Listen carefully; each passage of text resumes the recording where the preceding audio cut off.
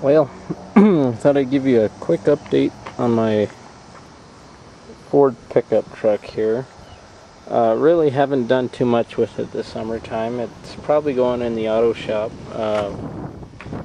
sometime in the fall, and I will be working on it. And for what I'm focusing in on these books for is this is why I did it.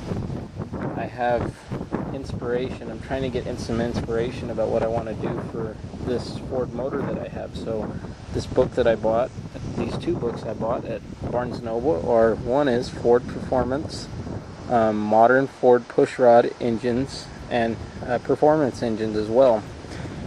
Going from the 289 to the 351 Windsor small block, 429 to 460 Ford big block, 390, 427, 428 big block, which would be this Ford pickup, FE motors, and then a 351 to 400 Cleveland motor. So I'm hoping, in the next couple of weeks to get some inspiration about what to do out of this book, in terms of motor, what I want to do for performance, intakes, carburetors, just anything various for this pickup truck, as well as rods, pistons, anything else. This book that I picked up also is Max Performance, How to Build Ford Max Performance V8s on a Budget. This is a fuel injected, of course. I wouldn't be doing fuel injection. I'd stay with the carburetor. This book comes with engine math, stroker motors, Windsor engines, induction systems, Cleveland engines, 402, 422, and 512 horsepower, big blocks, camshafts and valve train, 10 dyno test results, and exhaust systems. Now the main thing that I got this book for was when I read stroker motors.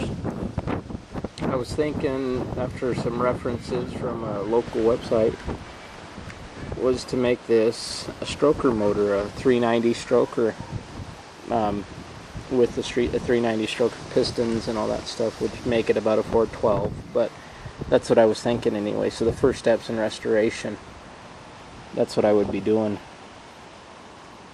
I'm not sure, maybe you guys could give me some hints on what to do, but the biggest thing people have questioned my opinions about was gas mileage. And personally, this truck doesn't really get driven too much, so I'm really kind of, I do care about it, but I want some performance, I guess you could say. I know this motor's got a lot of potential in it. It's got over 200,000 miles, which could be a disadvantage to it, but with a bore, not even a bore, it'd be more or less a hone, with the pistons, new pistons, crank. Main thing would be, what I want to do is replace the intake manifold. Just leave the heads, and like the camshafts would be different. It'd be like a rolling camshaft with a roller bearing, what are they called? Roller bearing lifters. It couldn't have roller bearing rocker arms because it's fixed rocker system, unless they make a fixed rocker system roller bearing for the pickup truck here. Not that I've seen anyway. So those are those two books that I got. I have to go read through them and see what I'm going to get later on. Kind of washed it a little bit. It's not doing too badly. We have some new load though. It's full of aluminum windows. Good, about $100 they were thinking for the aluminum, so that could go towards the restoration fund of this pickup here. Yep, just a lot of aluminum. Various other little things. As always, my Ford sticker that I put on. Really not too much changed with this truck. I haven't put any money yet into it. Going to though. Get the key and I'll go do a startup. See how she starts. Hasn't been fired up in about a week, 2 weeks.